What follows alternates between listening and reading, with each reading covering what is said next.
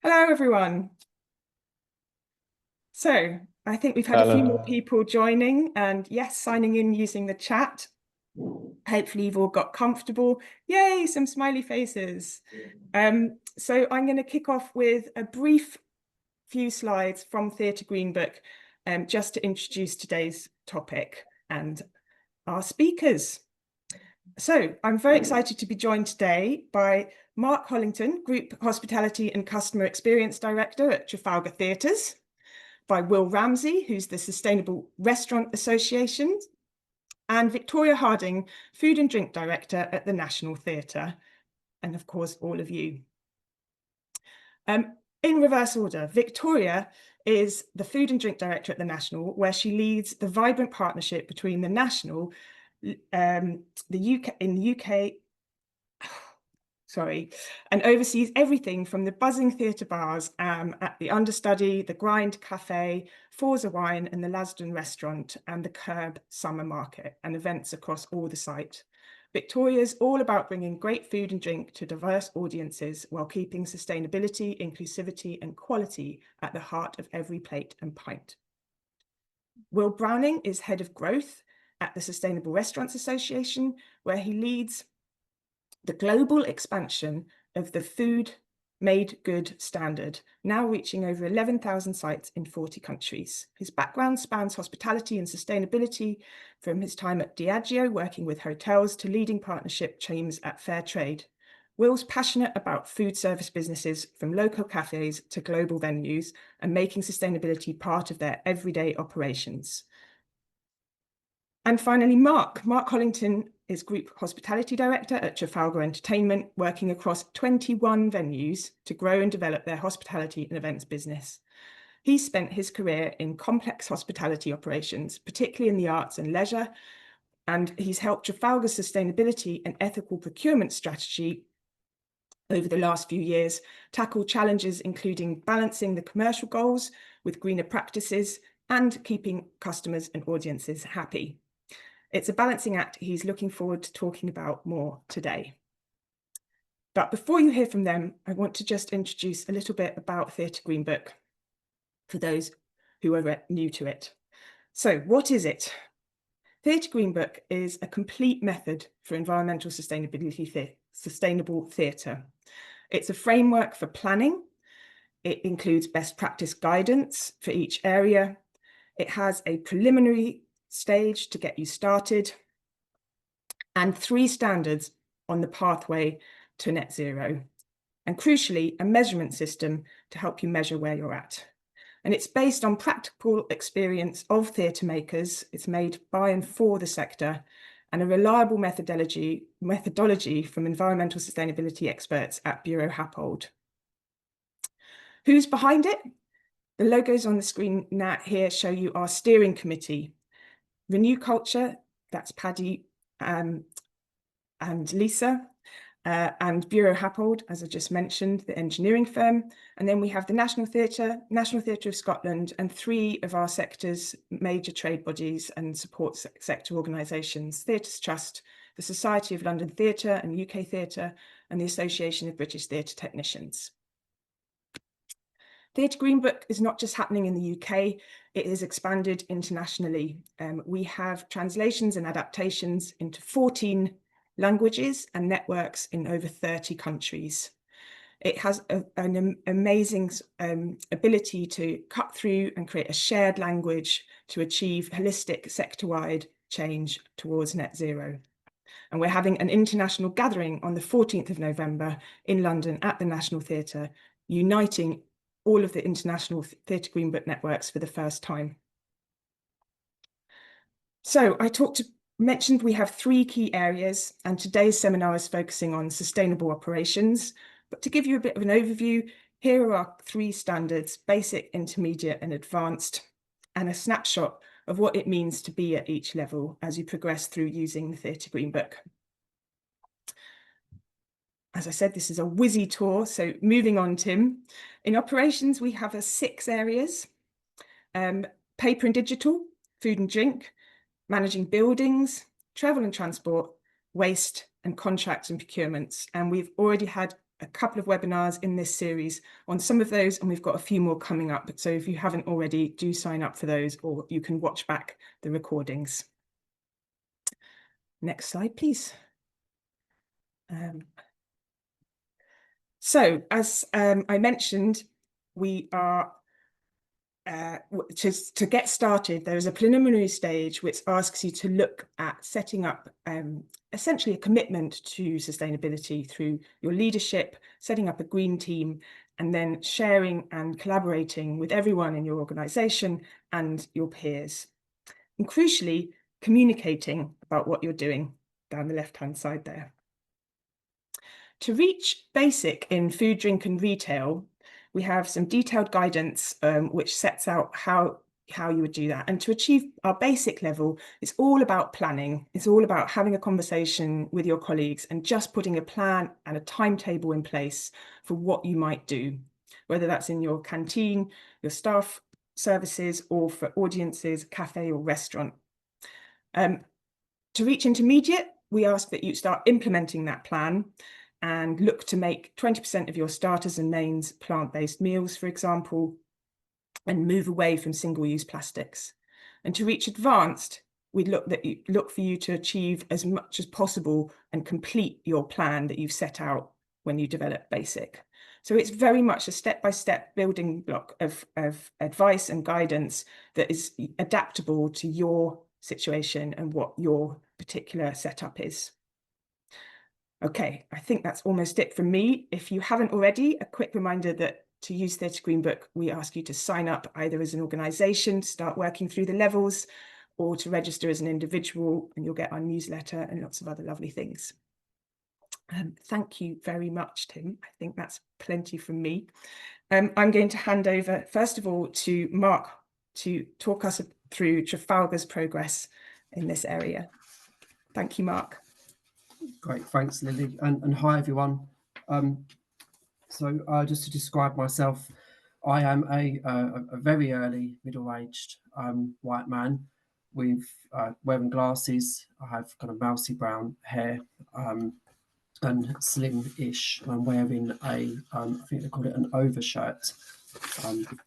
So my journey so far, I guess, into in sustainability is probably similar to many people on the call, that it's been a somewhat natural occurrence. It kind of happens around us and we kind of grab hold of it as we go. And I guess I became quite aware, I guess it probably nearly 10 years ago now, that we have a responsibility as, you know, purchasers, procurers, kind of menu designers, and kind of people who are choosing products, to be able to make the right choices over sourcing and welfare, and you know, and we need to be able to make good decisions. I guess I became more aware that I was kind of empowered to do that, because you kind of just assume that other people are going to make those decisions, but you find ourselves, I'm sure you'll agree, you find yourselves in that chair, and you need to start making those decisions on behalf of organisations or groups. So you just bit by bit start to try and make the right decision as you go. I think it's really important to say, and Lily introduced us as experts, and I'm sure my other colleagues on the call are, but I'm definitely not. I'm an operator, and I guess, you know, I'll set out today kind of what we do well, but equally I'm going to set out the things we don't do very well as well, and be quite honest about that. As I say, in all honesty, I think that like most operators, we do some things really well and we make some really good decisions, and there's lots of opportunities that we need some guidance and focus on as well. So I guess my role for the next 10 minutes is perhaps just to set out some ideas and some ways of approaching this that might be of use to others. I can share some of the things we've done, and I can flag the areas of challenge as well. So if you could go on to the next slide, please, Tim. So my view is that if you are starting from scratch like we were, then it's best just to take very small decisions bit by bit, and work out, you know, kind of how you can implement those. It might seem small at first, but I would recommend, like we did, just start making some good decisions around very small things you can impact. So a couple of changes which might be able to help you set the tone, and it's almost an indication to kind of everyone around you, like colleagues and other teams or people you're working with, or indeed your suppliers. It's kind of an indication to them of what things you are considering important at this stage. So it could be as simple as making a decision over a particular product range based upon its carbon footprint or its welfare standards, for example. You certainly can't do it all at once, as we've learned. I've certainly learned that it's sometimes best to focus on a few things and just make a few good decisions as you go. And Lily set out the kind of the Theatre Green Book criteria and support, and I know we've got Will from Sustainable Restaurant Association joining us as well today.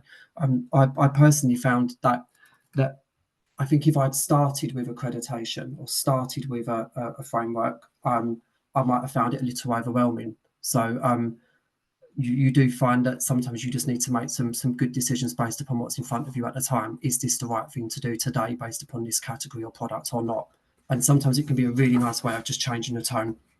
So I would look at particular categories and products, maybe ones that naturally need a review or the contracts up for renew. And rather than just simply renewing or take the new and latest offer, go out and look at alternative approaches and make sustainability and the credentials and principles around that part of that decision-making process.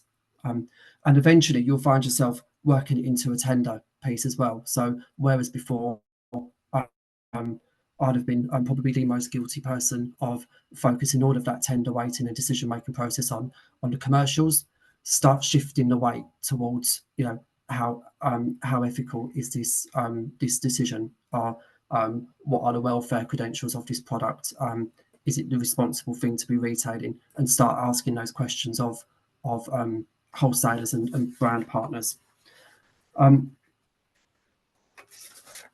So for me, I try to tick a few boxes, such as is it commercial? Because we are, a commercial operator. We need to make money, and I think probably everyone on this call, whether you are in the kind of commercial theatre or in or not, need to make F&B work for your organisation in order to make profit. But what I have found is, almost without fail, I have found that there are financial upsides to sustainability and making good choices around that in food and drink as well. And maybe we can set some of those out as well. Could you go to the next slide, please, Tim? Thank you. Or back one. Sorry. Thank you. So this sets out the kind of the journey that myself and my colleagues have been on so far. And I guess the message is that small changes, make a difference. That kind of aggregation of gains that just builds up and builds up.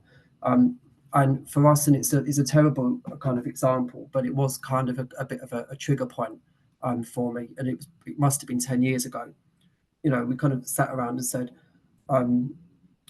we're using nearly 2 million straws a year.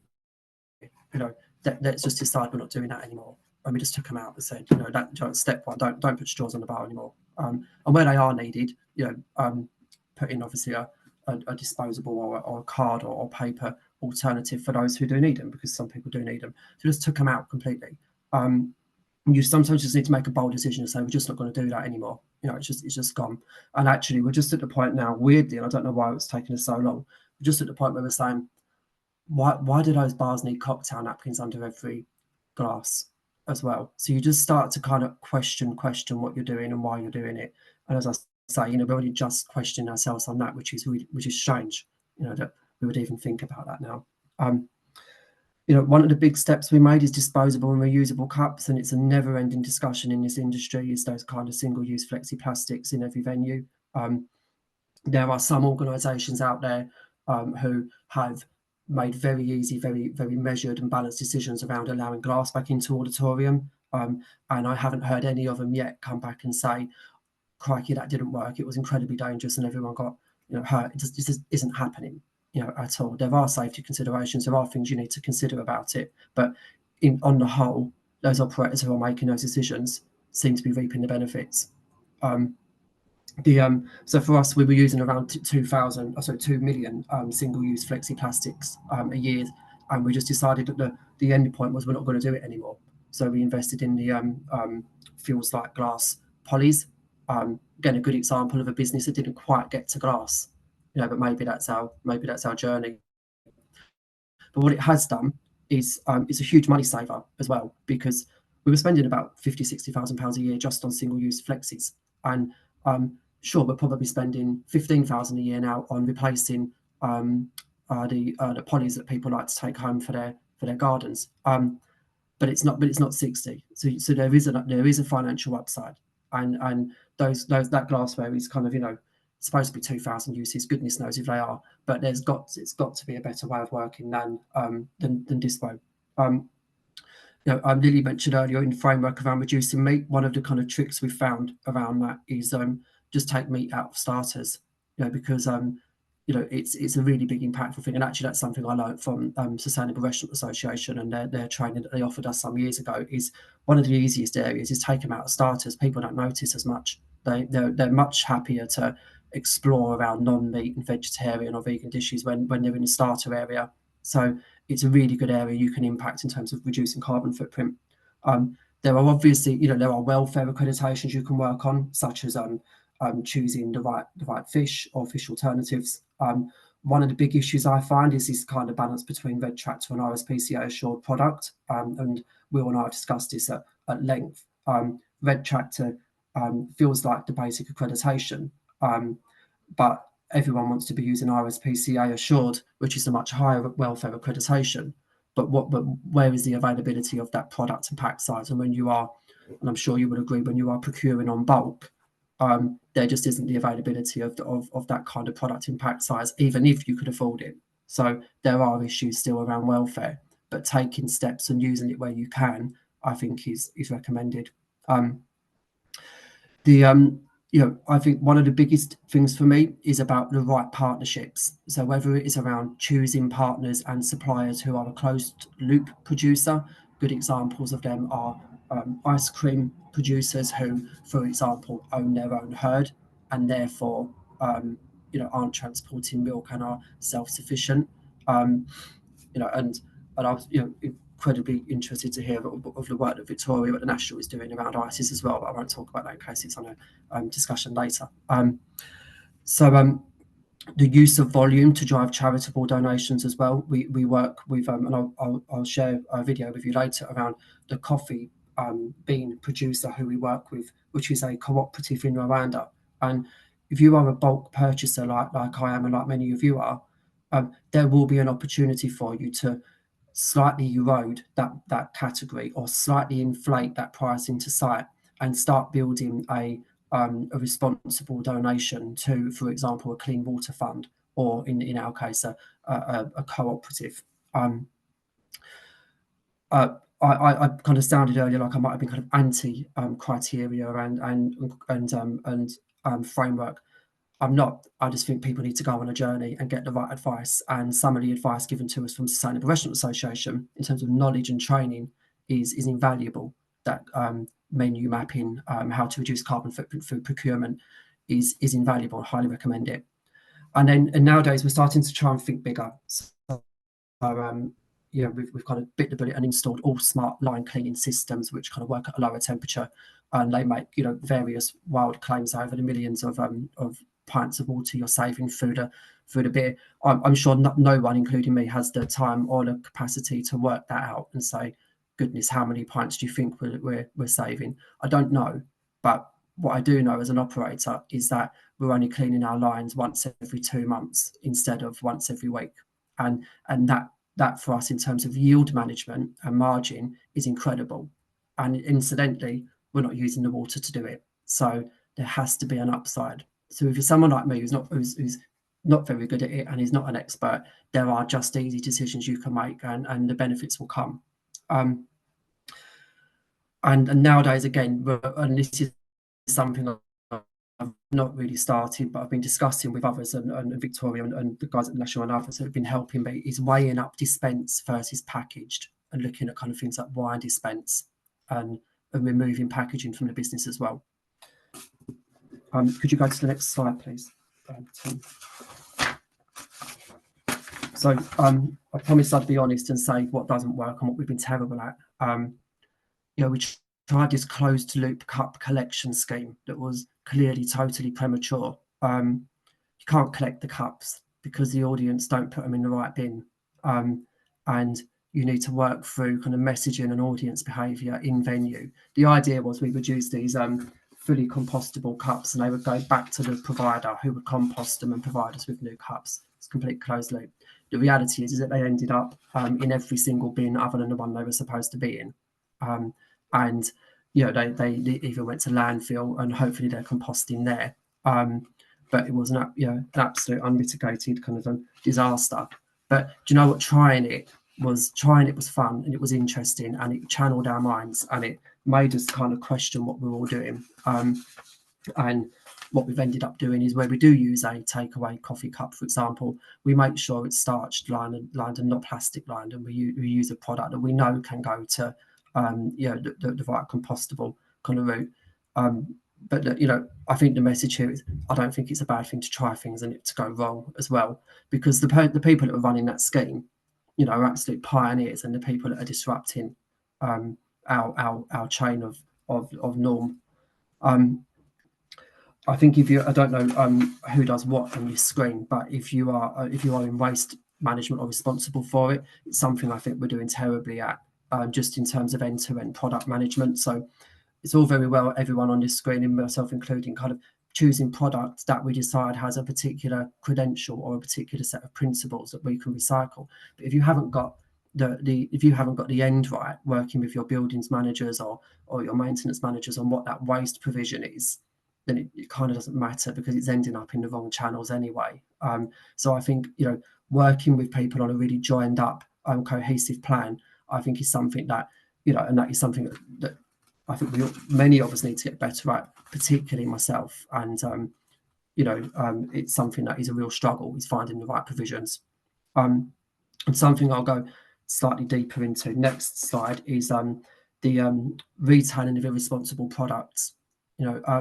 How can I sit on this screen preaching when we're still selling hundreds of thousands of flashing plastic products at pantomimes every year, and bowing to the expectation of what our customers expect to see, what the children want to buy, and how we make money off of them. And it's a conversation that needs to be had. You start, and you do look back on things we don't do now, and you question why we ever did it. And I personally hope we look back in a few years and question why we ever retailed flashing plastic items as well.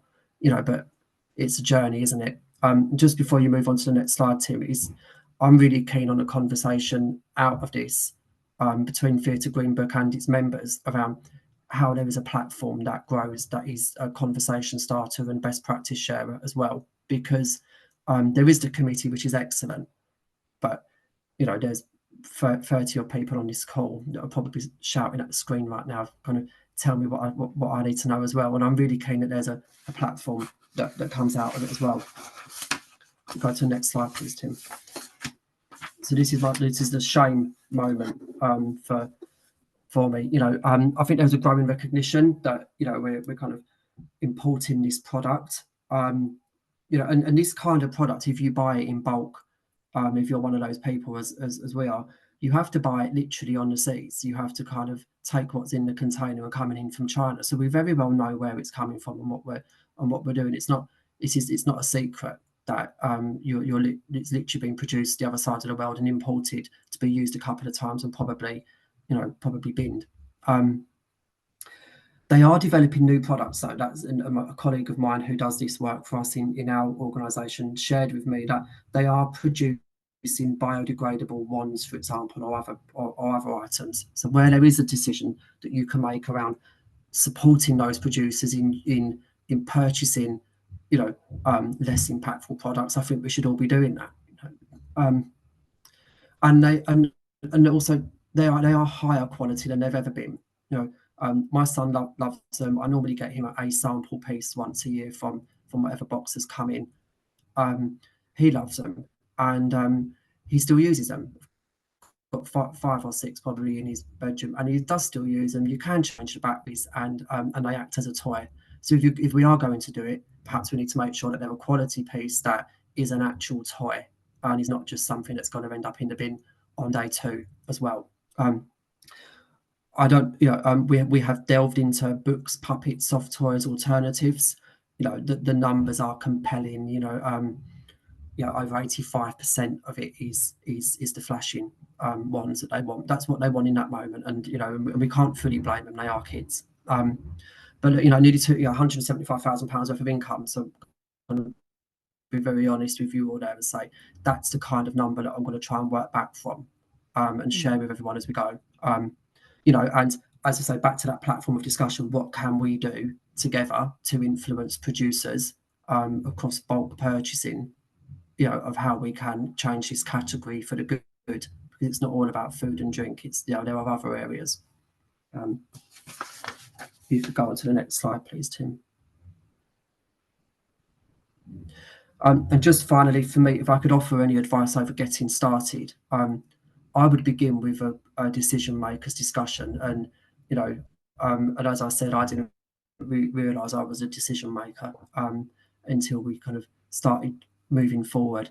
But what are those opportunities? You know, identify easy, quick wins, and just, you know, can you make a different decision this year on a particular category or a particular line? You know, that is different to the one you made before, and it's kind of the first step. You know, how can you develop that into a regular discussion to get it on the table in your venue? You know, and it just becomes part of the norm. It becomes cultural as well. One thing that I would strongly recommend is not just starting asking questions of suppliers, but challenge them. They are the people who have your volumes and your insights into your products. I regularly say to our suppliers, of the top 10 things we buy, what are the five obvious switches I can make in that category to improve our carbon footprint, or improve or reduce our environmental impact? And that's their job, is to come back to you and say, well, you're buying this oil from there, or you're buying this centre feed from there, or you're buying this chemical from there. And if you changed it to that, this is your, and you know, so it's not all on you. That is their job, to know their products and come back and tell you these are the obvious things. And you know, as we all know, 90% of your volume will be in the top 10 kind of items you buy. So just say to them, of those top 10 items, what are the 3 or 4 or 5 easy switches I can make? Full Joe's partnerships, and I'll finish with a video which I love. And you know, and as I said, I think we are a reasonably small community of kind of caterers in the arts and heritage and leisure, and we should be a bit more vocal together and in sharing. So I just wanted to share with you as I finish. This is the video I get from that coffee cooperative. It just tells us all where our money on that volume goes, and hopefully it works. Tim got it to work earlier, so thank you.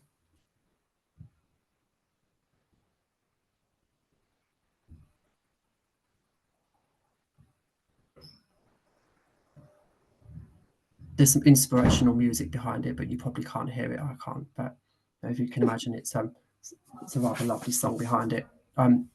So we purchase around 40,000 cases of coffee a year, and we self-inflate that. So we kind of volunteer the money. And so for every case we buy, we're going to give you, I think it's £2 a case. We donate, and that money makes such a huge difference. So I can't believe how far a relatively small amount of money goes to a location such as, you know, the foothills of the kind of mountainous regions of Rwanda.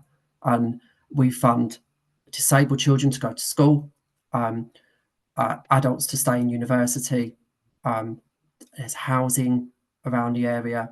You know, there are a number of organisations that contribute to this, of course, but we're a small part of that.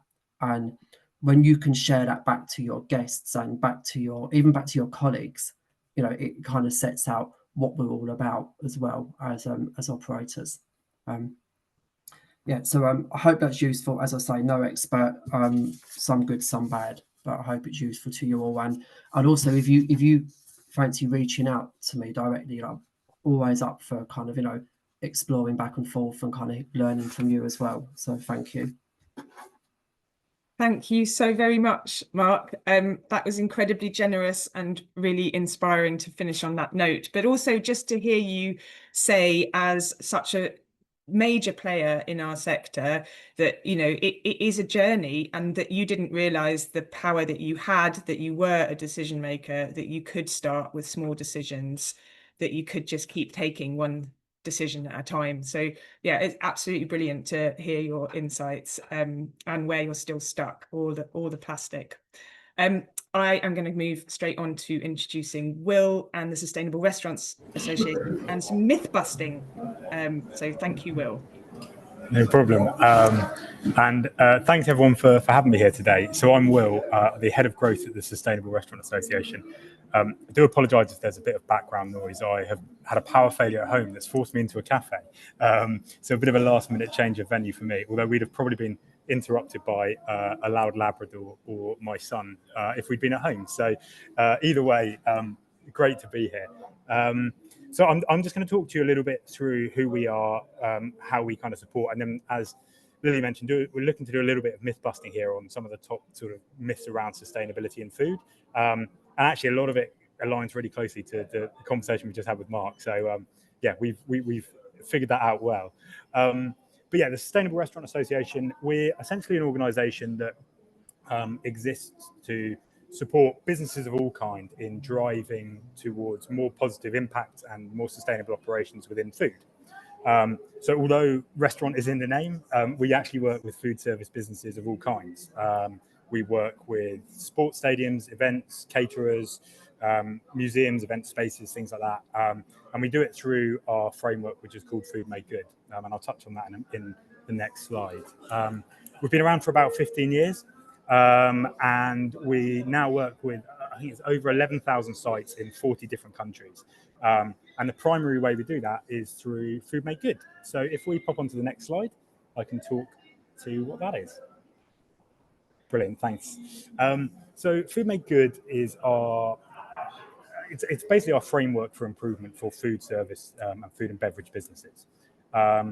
We have a framework we have developed in collaboration with kind of independent sustainable organizations. And the idea behind it is to give you a kind of 360-degree look at sustainability in your food operations. So you'll see on the right, the framework there, which has 3 pillars. Broadly, we're looking at sourcing. So where are you buying from? What are your relationships with suppliers? We know that's so important as part of, you know, the impact you have. And also, what are you kind of putting on menus, and what are you kind of stocking, and, you know, how do you have impact that way? We have a pillar on environment, which we naturally kind of think about when we come to sustainability. So that's all the things about your footprint, both carbon, energy and water, but also things like waste, and how are these feeding into the impact you're having.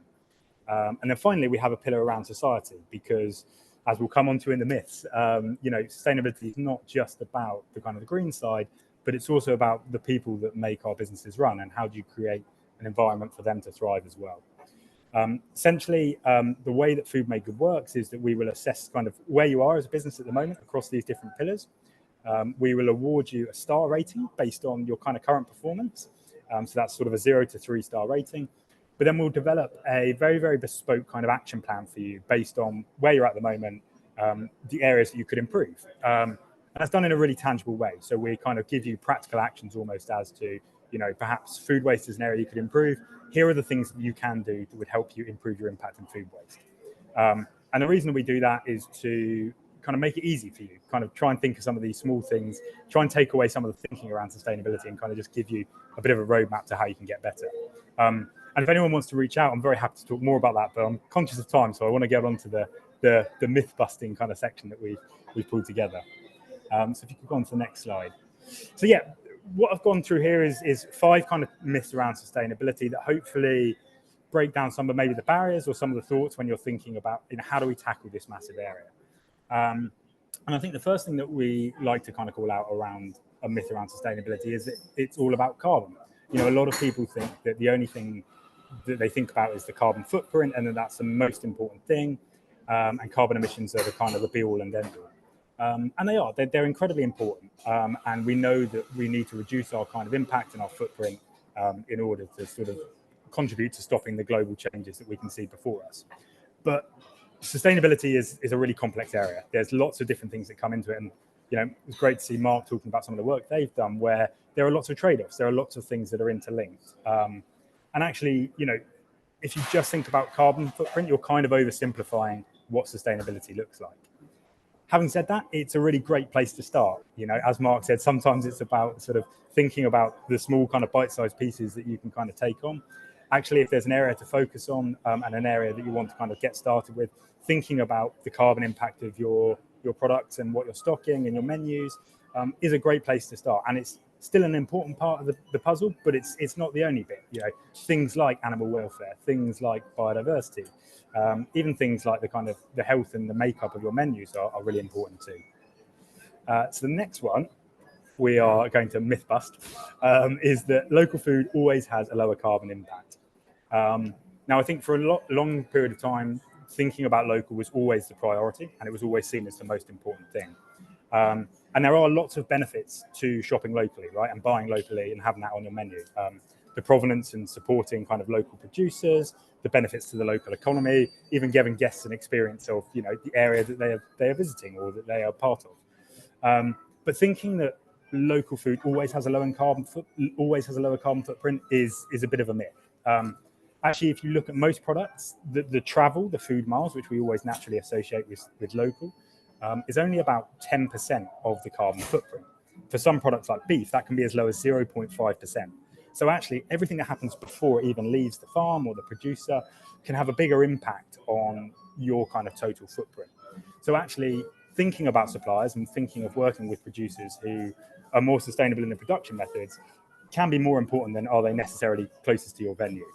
A great example of that is if we think of tomatoes, right? If we buy tomatoes in the UK, actually, we sometimes think because they're in the UK, smaller carbon footprint, you know, best option, rather than getting them from abroad. But actually, the carbon used in the heating of the greenhouses, if we buy them out of season, rather than buying tomatoes from abroad, can outweigh, you know, the benefits of that shorter supply chain and support shorter travel. So the third area and the next slide I'm going to talk about here, and Mark kind of touched a bit on, I'm actually going to change this a little bit as we talk. So this is that certifications are flawed and expensive, so they're not worth having. And I think this is a bit of a myth because I think certifications can play a really important role. And I'm going to caveat this a bit, building on what Mark was talking about. What we're really talking about here is transparency around what your suppliers are doing that are kind of a little bit further removed from you. And this is particularly important if you're buying things like coffee or you're buying products that are kind of high-risk commodities from, you know, not on your doorstep and further away. I think where I'm going to change this slightly is talking about transparency. It's really about how well do you know those suppliers. Where you can't have that link and where your supply chain doesn't have that link, something like a fair trade can be really useful to know and help give you reassurance that you're acting in a positive way. Of course, if you have that direct link with those relationships, that's even better in a way. What I would build on with what Mark was saying is, in this area, it's all about partnerships and partnerships with your direct kind of wholesalers and suppliers at this point. As Mark said, you buy in bulk, have conversations with them about the expectations you have on the product you're buying and what you're working towards. Kind of try and change behavior, even not just as an individual, but a lot of you will be buying from similar suppliers. So the more they hear that they want coffee that is ethical, cocoa that is ethical and things like that, the more that they will push, and it pushes the business case their side. So the next slide, please. Sustainability is a luxury small businesses can't afford. And I think Mark alluded to this brilliantly when we were talking through what they've done, because actually starting simple, starting small doesn't have to cost the world. And actually, and sometimes it can even save money, right? So I thought the example of cups was fantastic, Mark, in terms of that's not something that requires, you know, a huge investment in terms of upfront costs and things like that. And actually, in the long term, can lead to savings on a year-on-year basis, right? So there's efficiencies to be had in sustainability. What we would say is the first step for any business, it's about trying to measure and understand the impact that you're currently having and where are those opportunities for savings. That doesn't have to be done, you know, with a consultant or anything like that. It can be done simply by tracking and keeping an eye on things. The biggest area that we talk about this with our partners is food waste, right? Just tracking what is the food that is going out, what is the food that is wasted, what types of things are you kind of seeing thrown in the bin constantly. That helps you to reduce the portion size kind of going forward or make changes to the menu and actually save.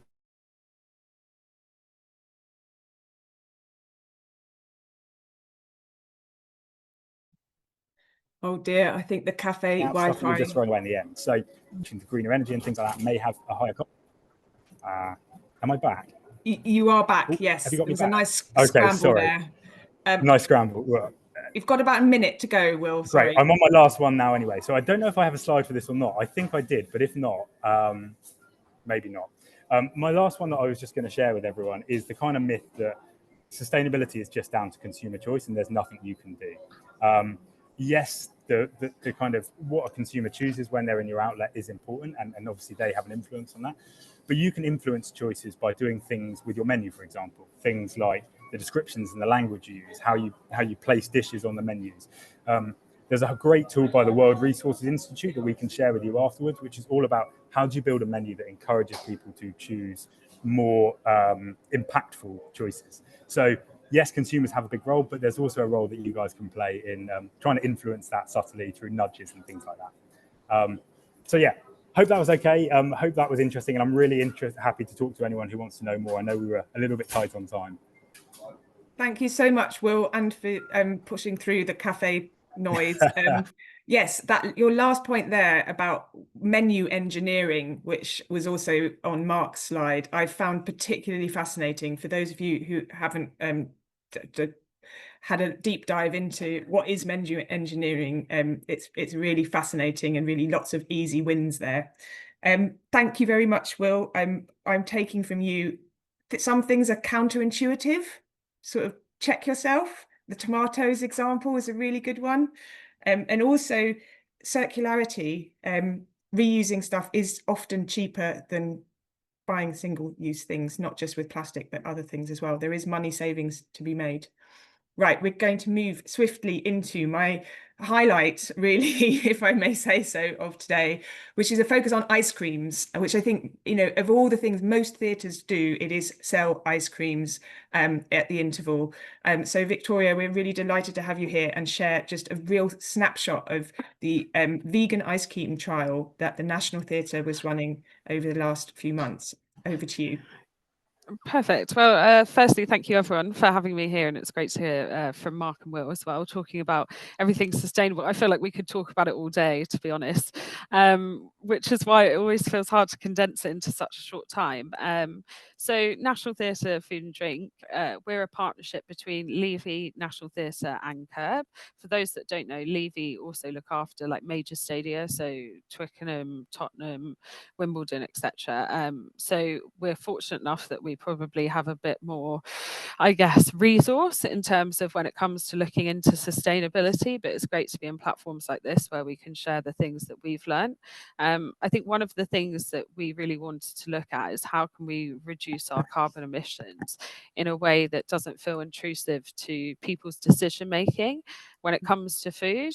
And I think it's really important to remember that quality is still at the forefront of what we want to do. It's not about just making products which is based off kind of what we think is best for the planet. It obviously has to be good for the customer as well. So I think people and planet is always the key that we lead with and our pillars when it comes to decision making.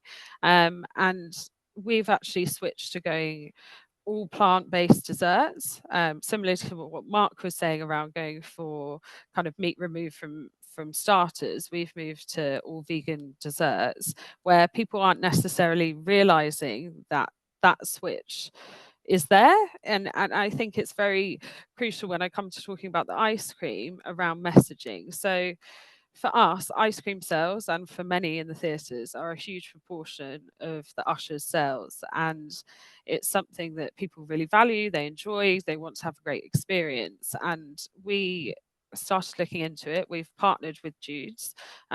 Jude's have an amazing impact report, which I think is on their website, so feel free to have a look at it. And they work with green electricity. They've actually got a walk-in freezer, which is solar panelled, which I think is the first in the UK.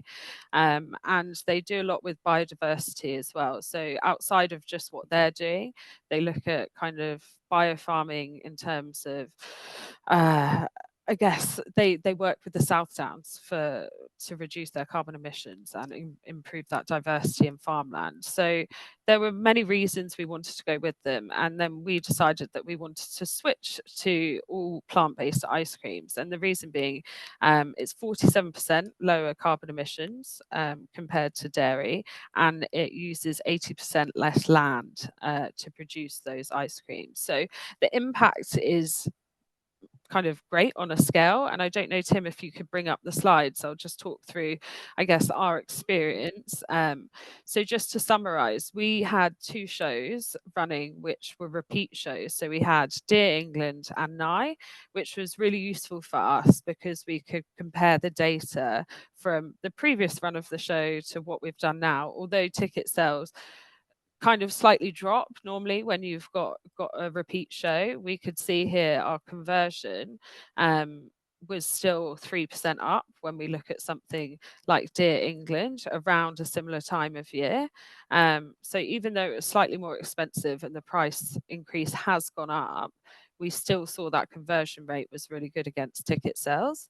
And then if we could go to the next slide, please.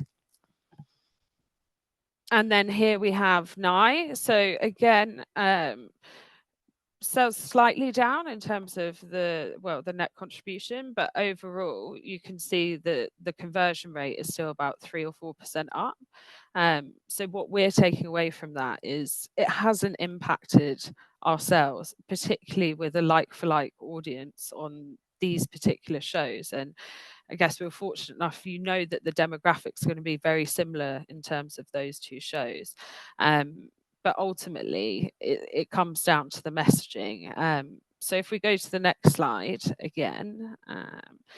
So when we set this out, I think there was initially, it was a bit of a challenge to try and win everyone over to say, hi, we're going to go all vegan ice cream.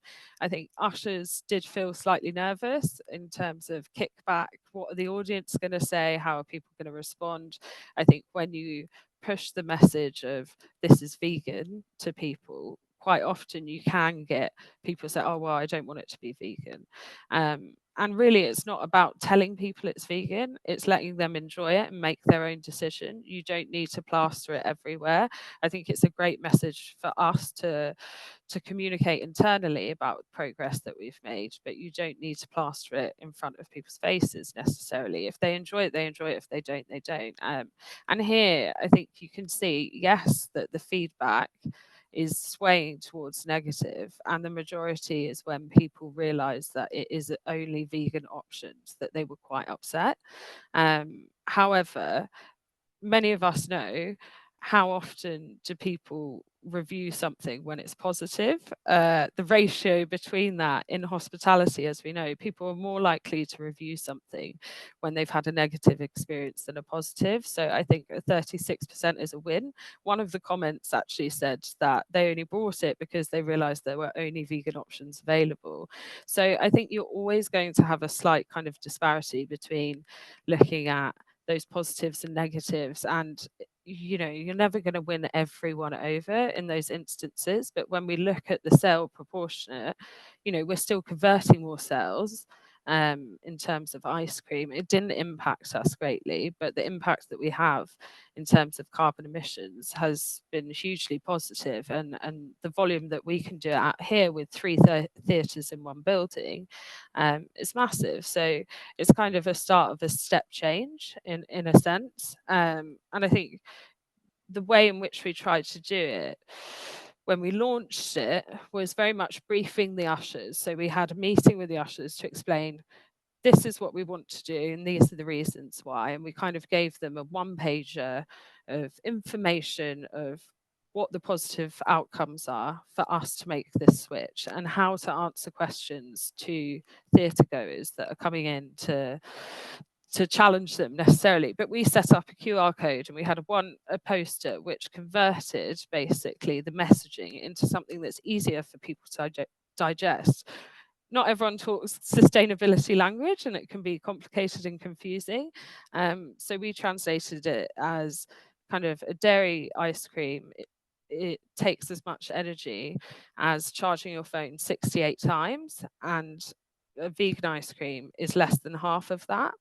And those are simple terms that we can use to translate the energy conversion, which makes sense to people in day-to-day process who are coming to enjoy something, not necessarily studying it.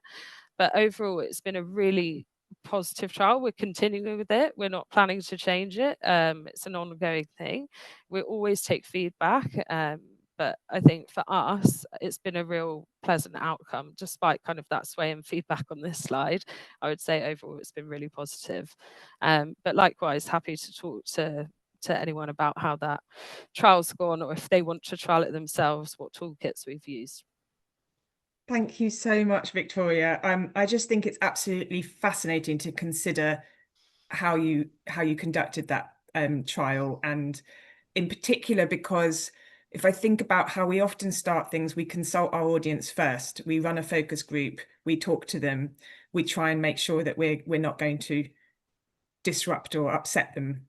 And if you'd done that, what we might think, looking at the results now, is you would never have done the trial. Yeah. It just wouldn't have happened, would it? No, not at all. I think even kind of, as I said, the ushers themselves were very hesitant on that regard. So sometimes you just need to give it a go and do it as a trial. If it's a trial and it doesn't work, you can always change back and suit your audience's needs, but it's worth trying. Yeah. How are the ushers feeling about it continuing? Fine, they're happy with it. Do you know what? Great. I think when you look at it on that data, it's over 51,000 sales and 28 responses on feedback. It really kind of says it all. Ultimately, people aren't that upset by it. People don't notice it, and you don't need to plaster it everywhere. It's about just saying we've got really good quality products, which is an alternative to dairy, but let them make the decision on quality. Yeah. What was the signage? Did it just say ice cream? So yeah, they just had their usual ice cream because it was just flavors which were flipped, I guess, into the non-dairy versions. And then we had a one pager, which I don't know if I can share my screen, but I can share it after this, which was just a really simple kind of flyer that if anyone said anything to the ushers at the point of sale around it, they could give it to them. There was a QR code. They could scan the QR code and leave their feedback there. And also that takes the pressure away from the usher dealing with the customer, because ultimately they want to just continue with their service, and we can deal with the complaints or really positive feedback as well, which we received. So I think making it easy for them to say, okay, if you've got feedback, here you go, and it's a quick and easy way to take it away from them. Thank you so much for sharing that. I think it's a really excellent example of how you take everybody along on that journey for change, but that it's not, if you hadn't just had a go, you wouldn't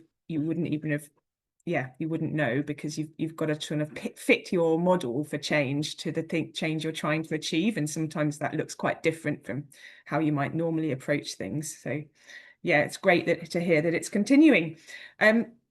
Thanks for those who've popped some notes in the chat. There's a request for the presentations, which I'll check in with the speakers afterwards and share with you, Sophia. If anybody else would like those, please just drop us an email, either lily@theatregreenbook.com or admin@theatregreenbook.com. If there's anyone got a final question, please, you're happy to unmute and just put your hand up. Otherwise, I will start to wind us up and give you back 3 precious minutes to get ready for your next meetings and your afternoons. No? Okay, well, you've been a very attentive audience. Thank you all very much. And please do just unmute and help me thank our 3 speakers. As I said, particularly Mark and Victoria, this is not their day job, presenting to peers, and it's really fantastic to have their generosity and the deep insights that they were sharing. So please give them a thank you